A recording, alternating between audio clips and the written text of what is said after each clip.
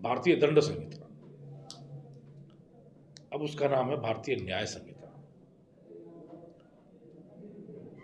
तो ये इतना बड़ा परिवर्तन है। दंड का मतलब था कि जो इसने दोष किया, जिसने गलती की, उसको सजा मिले, और वहां पर आकर न्याय शायद रुक जाता था।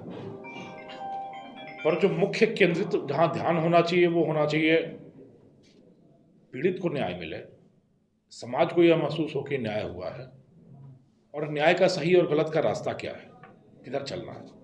तो उस दर्शन के तहत इसका नाम भारतीय दंड संहिता से बदलकर भारतीय न्याय संहिता किया गया। उसी प्रकार आप देखेंगे सीआरपीसी होती थी, दंड प्रक्रिया संहिता, यानी किसी ने दोष किया, उसको किस प्रकार सजा दिलानी है, क्या प्रक्रिया होनी चाहिए, तो सिर्फ वो थी। तो इसमें तो सिर्फ दोषी और राज्य था। एक आम नागरिक, उसका नाम चेंज करके भारतीय नागरिक सुरक्षा संहिता किया गया। यानी इस देश में, इस देश के संविधान में, इस देश के विधान में, इस देश की लोकतांत्रिक प्रक्रिया में एक नागरिक किस तरीके से सुरक्षित है, उसके अधिकारों की सुरक्षा कैसे हो रही है, उसके सारे मानवाधिकार हों, कानूनी अधिकार हों, वैधानिक अधिकार हैं, उनकी सुरक्षा कैसे होनी है, उसकी क्या प्रक्रिया है। तो इस तरीके से आप देखें तो कितना बड़ा दर्शन का अंतर है।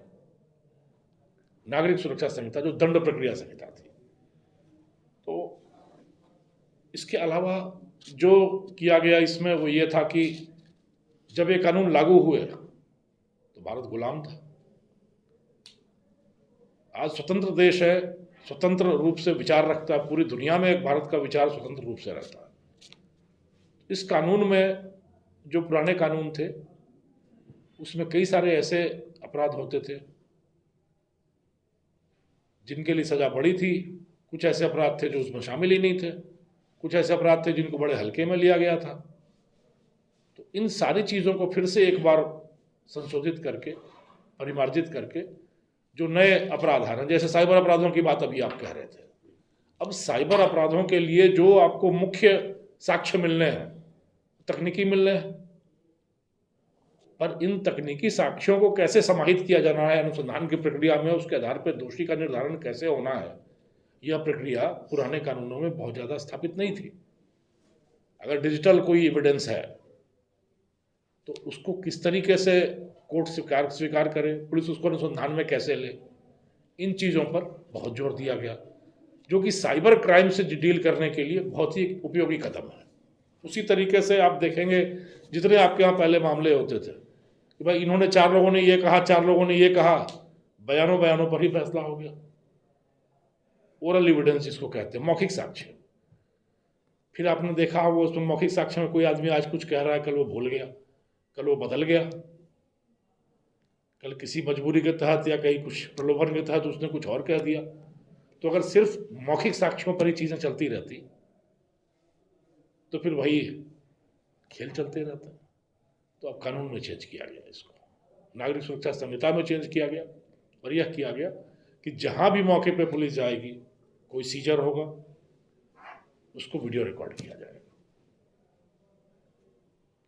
5 साल के बाद, 5 साल का टाइम दिया गया है कि जो भी ऐसे अपराध होंगे जिनमें 7 साल से बड़ी सजा है, और जहां एमओ अपराध जिसको कहते हैं, मोडस ऑपरेंडी अपराध, उन अपराधों में एफएसएल की टीम जाएगी। जो विधि विज्ञान प्रयोगशाला जो हमारी होती है, एफएसएल की टीम जाएगी, एविडेंस कलेक्ट करेगी। फिंगरप्रिंट ब्यूरो, हमारा एमओबी अलग से जाएगा, वो करेगा। मौके से जो जो सबूत उठाने हैं वो विशेषज्ञ जाएंगे, एफएसएल वाले जाएंगे, और उस पूरे प्रक्रिया की वीडियोग्राफी होगी। तो अब अगर कोई आदमी कहे भी कि यह घटना नहीं हुई थी, उदाहरण के तौर पे आप मान लें कि कोई दुर्घटना हुई, अब अभी क्या होता है, ड्राइवर के बयान ले लिए, पीड़ित के बयान ले लिए, उसके बयान ले लिए, 4 गवाहों के बयान ले लिए, हो गया। बट अब जब एफएसएल की टीम जाएगी तो वो टीम जाके वहां पे पूरे वैज्ञानिक साक्ष्य कलेक्ट करेगी, वीडियोग्राफी होगी उन चीज़ों की, तो बदल सकने का स्कोप कम हो जाएगा। तो किस तरीके से इसको वैज्ञानिक और वैधानिक रूप दिया जाए, इसको लेकर नए कानून लागू किए गए। और सबसे बड़ा जो सवाल है वो है दृष्टिकोण में परिवर्तन का। किसी जमाने में पुलिस साम्राज्य के सम्राट के, या जो जिसको कहिए जो एम्पायर था, स्टेट था, उसके लिए एक एजेंट थी, उनके लिए काम करती थी। धीरे धीरे पुलिस का रूप बदला और हम लोग दोहक से सेवक की भूमिका में आए। अब सेवक की भूमिका मतलब जो फोकस है वो पब्लिक पे होना चाहिए। तो पब्लिक को किस तरीके से केंद्र में रखकर पुलिसिंग की जाए, और पुलिसिंग की सारी प्रक्रिया पब्लिक को केंद्र में रख के, जनता को केंद्र में रख के हो, कि जनता को सहूलियत मिले, जनता को न्याय मिले, पीड़ित को राहत मिले, इसको देखते हुए सारे नए कानून बनाए गए हैं। शुरू के फेज में, प्रथम फेज में, चूंकि अब वैज्ञानिक साक्ष्य लेने हैं तो रिसोर्सेज की थोड़ी कमी है, मान लीजिए टेक्निकली प्रशिक्षण की कमी है, अप्रोच की कमी है, कुछ जड़ता भी होती है कि पुराने धर से चलना चाहते हैं, कुछ समझदारी की कमी होती है, कुछ चीज़ों को ढर्रे में आने में समय लगता है। तो उसी चीज़ों को लेके अभी हम लोग रिव्यू कर रहे हैं कि कहाँ क्या समस्याएं आ रही हैं, क्या निवारण किया जा सकता है, और पुलिस के दृष्टिकोण में किस तरीके से परिवर्तन लाना है। पुलिस में आप देखेंगे एक बहुत बड़ी समस्या पहले भी रही है, जो मुझे वैसे नहीं कहना चाहिए, मैं फिर भी कह रहा हूँ कि नई चीज़ों को एक्सेप्ट करने में दिक्कत आती है। थाने में आप चले जाएंगे तो बहुत सारे लोग टेक्निकल एविडेंस में कहेंगे तो मुझे नहीं जानता, एक सिपाही है जो यही देख सकता है साइबर क्या है, कैसे है। यह नहीं है, दृष्टिकोण बदलना है। हर आदमी को कंप्यूटर पे टाइप करना आना चाहिए, कंप्यूटर पे अपना एंट्री करना आना चाहिए, कंप्यूटर से डेटा लेना आना चाहिए, कंप्यूटर पे डेटा डालना आना चाहिए, डिजिटल एविडेंस कैसे लेने हैं, वीडियोग्राफी कैसे करनी है, सबूतों को कैसे सॉफ्ट कॉपी में तब्दील करना है, वो आना चाहिए। इस मानसिकता को बदलने में थोड़ा वक्त लगा, पर इसको बहुत तेज़ी से बदला जाना है। तो इन्हीं चीज़ों को लेते हुए हम लोग ये सारे जो सत्र सेमिनार कर रहे हैं, केंद्र है पब्लिक, कि यह चीज़ें जब पुलिस जितनी आसानी से लागू करेगी, जितनी तेज़ी से लागू करेगी, त्वरित गति से लागू करेगी, लोगों को उतनी राहत मिलेगी। इन कानूनों के बारे में लगातार प्रशिक्षण दिया जा रहा है। प्रशिक्षण की भी एक कड़ी है आज, जिसमें प्रशिक्षित फिर से किया जाएगा, पुनर्प्रशिक्षित किया जाएगा नए प्रावधानों के बारे में। आप लोगों से मेरा निवेदन रहेगा कि जो बड़े महत्वपूर्ण प्रावधान हैं, जो जनता को जानने चाहिए कि अब पहले क्या होता था, अब क्या नहीं होगा और अब क्या नया होगा, इससे जनता को जरूर अवगत कराएं कि कैसे होना है, क्या करना है।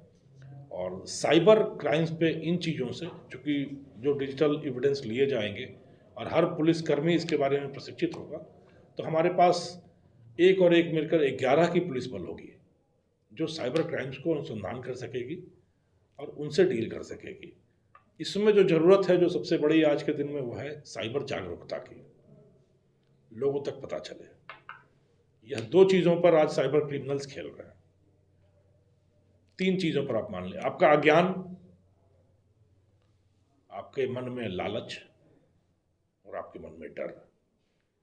इन्हीं तीनों चीज़ों पर खेलते हुए साइबर क्रिमिनल्स आज समाज का दोहन कर रहे हैं, जो साइबर क्राइम्स हो रहा है। किसी को लालच दिया जाता है कि इससे आपको ये मिल जाएगा, सोना मिल जाएगा, ये मिल जाएगा, लॉटरी मिल जाएगी, वो आदमी कर लेता है। किसी को डराया जाता है कि आपका बेटा अभी यहाँ पकड़ा गया, पैसा दो तो नहीं छूटेगा, तो भय पर होता है। और कई बार आपसे पासवर्ड मांग लेते हैं कि आपका मोबाइल जब्त हो, आपका मोबाइल बंद हो जाएगा, बैंक अकाउंट सीज हो जाएगा, आप OTP दो, वो अज्ञान है। तो इन्हीं तीन अवयवों पर साइबर क्राइम फल फूल रहा है, अज्ञान, लालच और भय। इन तीनों का ही निदान है जागरूकता। तो इस जागरूकता के लिए बहुत जल्दी रेंज पुलिस साइवार करके एक अभियान चलाएगी ताकि लोगों को किस तरीके से जागरूक किया जा सके, उनको उनके मदद के लिए कौन सा विंडो खोला जाए जिसको 1 पॉइंट विंडो के रूप में यूज़ कर सकें, और उससे उनको कुछ निदान मिल सके, जागरूकता मिल सके और फौरी निदान मिल सके। इस पर काम करने के लिए साइवार अभियान बहुत जल्दी शुरू किया जाएगा, उसका ग्राउंड वर्क चल रहा है। बट आप सब लोगों से मेरा निवेदन है, अपील है कि इस जागरूकता के अभियान में लोगों को जागरूक करने के लिए, किस तरह का क्राइम होता है, क्या मोडस ऑपरेंडी है, इनको डील करने के लिए इसमें फंसना कैसे नहीं है, और यदि बाई चांस फंस गए हैं तो तत्काल कहाँ रिपोर्ट करके नुकसान को कम करना है। इन चीज़ों पर कुछ सीरीज चलाएं आप लोग, पुलिस बिल्कुल मदद करेगी इसमें। हम लोग उसका पूरा मटेरियल तैयार कर रहे हैं और साइवार के तहत उसको शुरू करेंगे। जैसे उदाहरण के तौर पे मैं बताऊंगा, 19301 एक पोर्टल है जिस पर कभी भी अगर आपके पास साइबर फ्रॉड के लिए कोई प्रयास होता है या हो जाता है तो आपको रिपोर्ट इमीडिएट करना है और इमीडिएट उससे रिलीफ मिलती है। अगर आपका क्रेडिट कार्ड है, डेबिट कार्ड है, बैंक अकाउंट है तो उसको संभाल लिया जाता है। बट ज़्यादातर लोगों को तक यह बात नहीं पहुंची है कि 1930 पे कैसे रिपोर्ट करना है। इन चीज़ों में आप लोगों का भी सहयोग चाहिए।